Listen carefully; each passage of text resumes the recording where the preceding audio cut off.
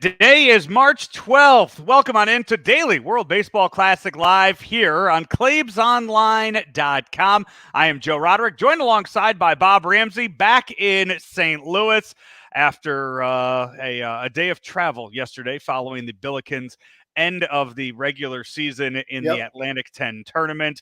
And Rammer, I believe you got home early enough to watch the Team USA game last night. Yeah, it was terrific. Really enjoyed it.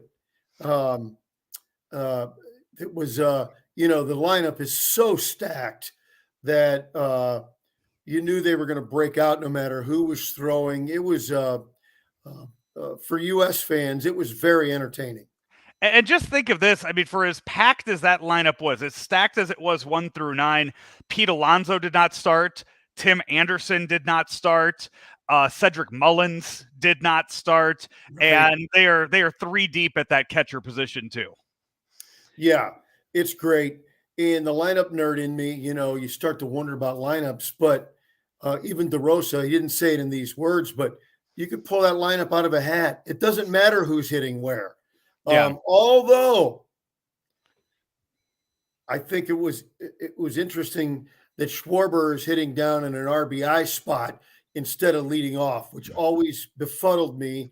Despite leading the league in home runs and all the RBIs, would he have produced more runs for the Phillies hitting 4th, 5th, or 6th? Again, relative to Team USA, it doesn't matter. Put anybody in. The Phillies now have Trey Turner in that lineup too. So I mean, when we get to Cardinals Phillies, whenever that is later in the year, we'll see just how they put it together. Locally though, hey, let's talk Cardinals because it was very Cardinal heavy in that game. You had Adam Wainwright make the start, and then you had Nolan Arenado and Paul Goldschmidt. They provided a lot of offense for Team USA. You're welcome, America, on the Cardinals helping out. Yeah, Waino looked good. Goldschmidt was on base. Arenado driving in runs.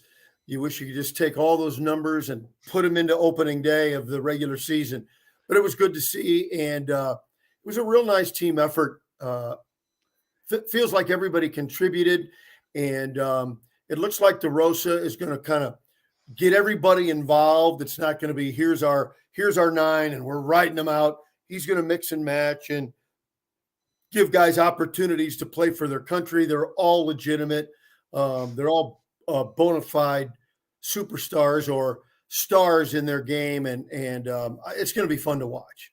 Let's around the games yesterday. I know you were busy doing the Billikens game and then getting trying to find a flight and getting back to St. Louis. So I know you weren't locked to the into the TV and saw the action yesterday, but it was a really fun day of baseball all day on Saturday.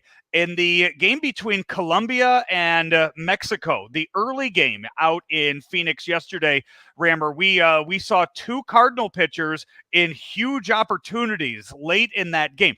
Giovanni Gallegos is the closer for Mexico. He came in late and held the tie score in the 9th inning. But the world got their first look at Guillermo Zuniga.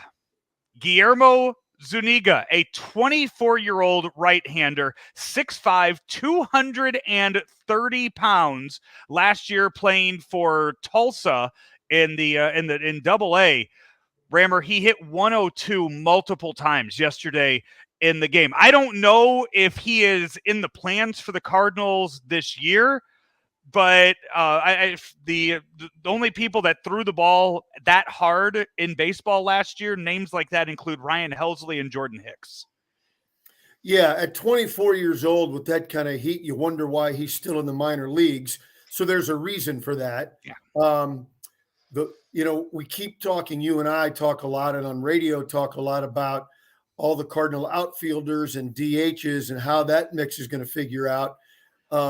With the reemergence of Verhagen, and I'm going to get back to Zuniga, the Verhagen, the Cardinal bullpen is going to be very, very competitive, and finding slots for any guy is going to be tough, as a newcomer in particular.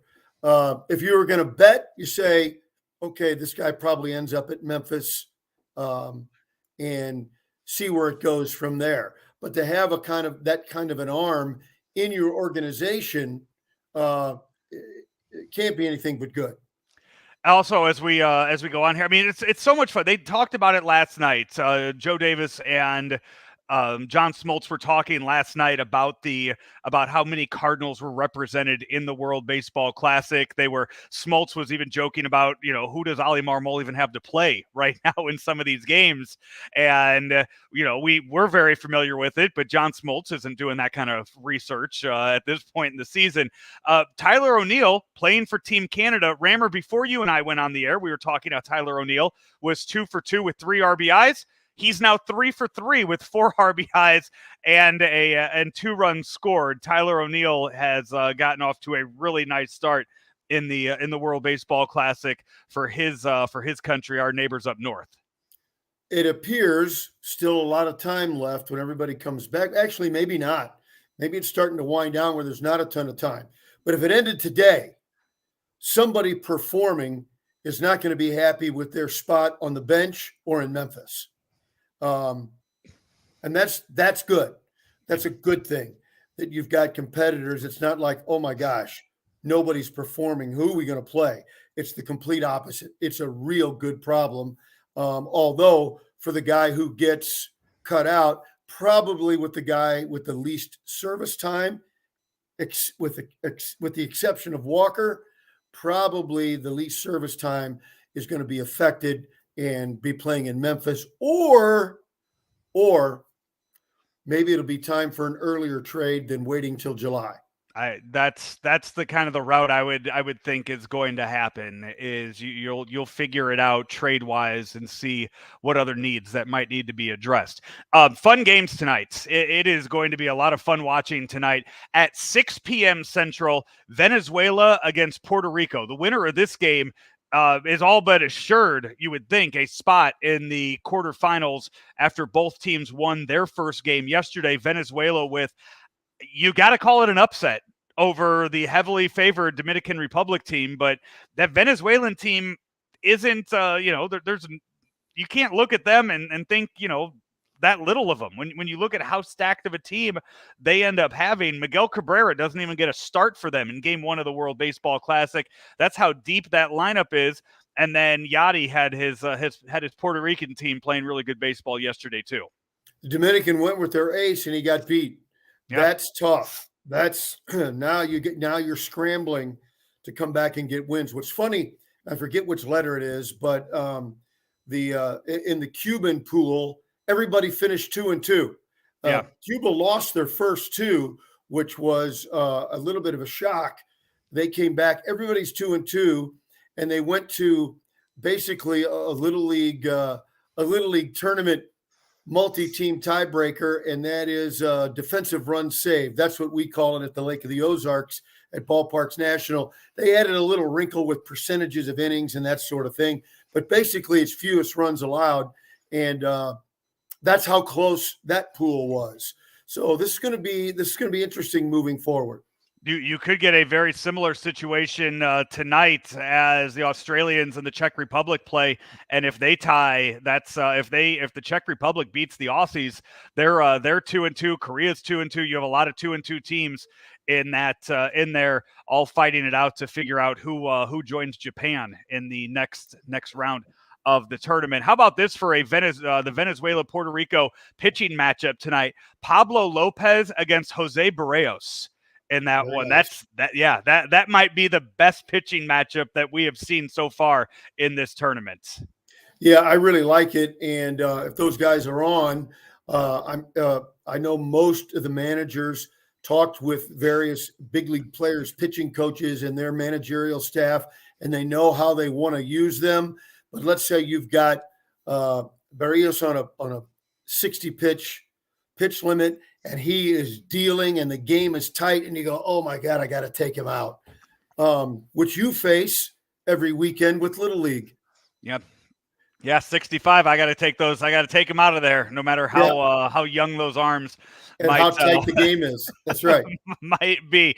So that is 6 o'clock. Venezuela, Puerto Rico, and then tonight 9 o'clock. Yesterday was an 8 o'clock start time. Tonight it's a 9 o'clock start time. local time, Central Time Zone, Mexico and USA. The game is completely sold out in Phoenix. And Awesome. I don't know if you saw, I thought maybe they didn't have the upper deck. Like, I just came from the Battlehawks game, Rammer. There were a few sections of the 400s that were open. And I saw your video on yeah. Twitter. What a great turn. Between everything that's going on in all the sports in St. Louis, our fans are really stepped up. And I mean this literally, like I've never seen this city step up for sports in its history. Yeah, I talked to Danny Garcia, the chairwoman of it before the game, and she said there was never a doubt. There was never a doubt that they were coming to St. Louis before that. So Good. you have so there is a lot of fun baseball coming your way. The Asian pools will be over with as of tomorrow, so they're going to go into the quarterfinals, and then everybody starts making their way over to Miami for the remainder of the tournament. It's going to be a lot of fun here this next week. I will be down there courtesy of Munganast Burkhardt, Alton Toyota, down there covering all of the games down in Miami for the quarterfinals, semifinals, and the finals. And Rammer, you and I plan on bringing people, again, with our schedule. That Tuesday might be tough, but we are going to plan on bringing people as much coverage as possible here of the World Baseball Classic as you and I. This is our spring training for for Daily Cards Live for the 2023 season 3 of Daily Cards Live. And who knows? Maybe I'll show up down there. You know what? It'd be welcomed if you did, and I will. I'll make sure that Claibs picks up every one of your tabs, so we'll be fine. I love that. You know what? I don't think I have to. Rammer, we are also brought to you by your friends at Royal Banks. Royal Banks in Missouri, over 60 years now in business in St. Louis. And as Royal Banks has grown, what has always stayed at the top of the priority list is service. That's what it's all about. Royal Banks of Missouri, where better service means better banking. Ramber, you and I will talk tomorrow before Lance Lynn goes against Team Canada. Right now, I'm headed down to Enterprise Center. I'm taking my son to his first ever Blues game. So we're going to head down there and watch that. I don't care how bad the team is. Tonight should be fun regardless. Go Blues. He's Bob Ramsey. I'm Joe Roderick. We'll talk to you tomorrow right here on Daily World Baseball Classic Live here on ClaibsOnline.com. As one of St. Louis's fastest growing companies and largest private companies, St. Louis Acura is proud to serve you and remains committed to becoming better than ever for you. As new Acuras become more available every day, we are not backing down from selling 100% more quality pre-owned vehicles than ever before. We want customers that appreciate our friendly, outgoing team and our award-winning service because at St. Louis Acura, we are better than ever for you.